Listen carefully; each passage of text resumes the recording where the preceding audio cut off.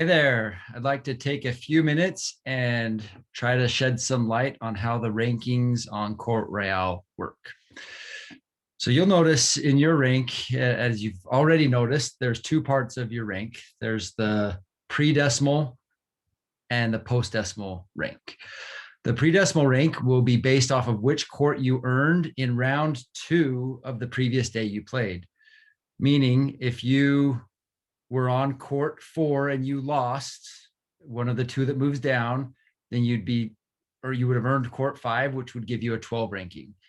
However, if you were on 4 and you won your final round or your final match, then you would have earned court 3, which would give you a 14 rank. So the court rank, pretty easy. That's pre-decimal. You then move to the point rank, which will be the total percentage of points that you've won since you've been in the league.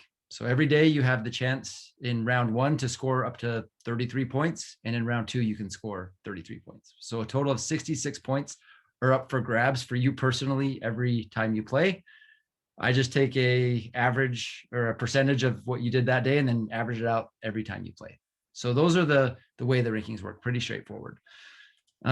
Just a few clarifications on how you earn those rankings.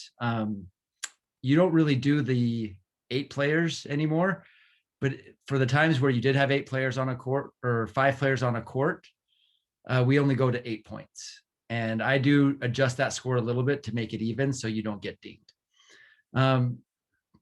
The tiebreakers are based off of games won, then points scored, and then your daily ranking where you came in at the day.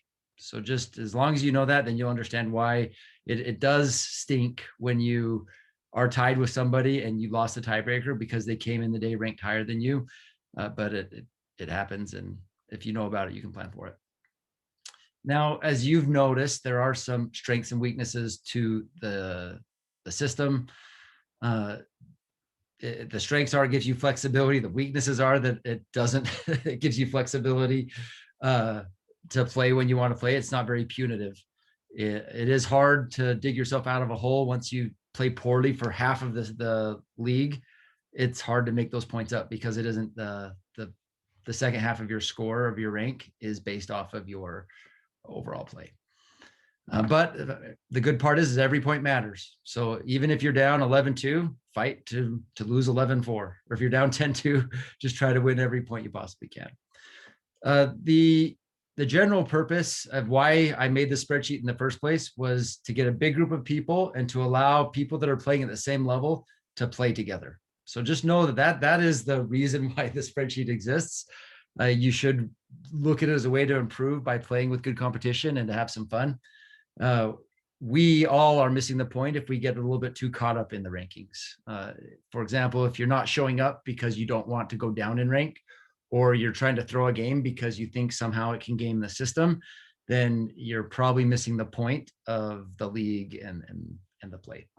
I would like to just take 1 second to just pull up the rankings just so you can see it one more time in action. So you'll see here that everyone who has a 16 rank, these are the 4 that we're pointing towards court 16. You'll then have usually about 4 or 5 in every rank. The reason you'll see like 6 people here with a 15 rank, it means that a couple people came 2 times ago and got a 15 rank and then they didn't show up last time. So at the end of every day, there's 4 people that will get a 15 rank, 4 people that get a 14 rank, 4 people that have a 16 rank, plus any holdovers that weren't there that last time. Then you'll see the points too calculated here. If you do want to really geek out and get into the math of it all, you can go and go look at your score data. It's locked, but you can still see how you've done each week. So Crystal could go in and see that she scored 64 points the first time, then 45.8. That she must have been on a court with 5 people, and she got a little bit of a boost for that, and then a 47. So you can see your point values each time, as well as your rank data. You can see where you started and how you've kind of grown in your rank over time. These are the rules as they sit today. We can work with Susie to see if I've seen a lot of great ideas in how to improve upon it, which I'm open to. It's really will be Susie's call on how she wants to handle the final end of day tournament, if she wants to change it from what was initially proposed. But there is flexibility in the system to be able to handle it. There is also a way to be punitive if we want to. We can go and say, hey, if somebody misses 2 out of the 12 times we play, I can drop them a point rank. So the spreadsheet is set to do that. We made a decision to start the league that we didn't want to penalize people for going to a kid's school or to go out of town for work or something, and to make it be too punitive on that way. We generally believe people will come play because they want to get better. But if you have any questions at all, please just direct message me or text me. I'll put my phone number in the chat. If you want to run through your scores or you think something's off, I do want it to be, again, fun for you as the goal and help you get better. Let me know if you have any questions. Thanks.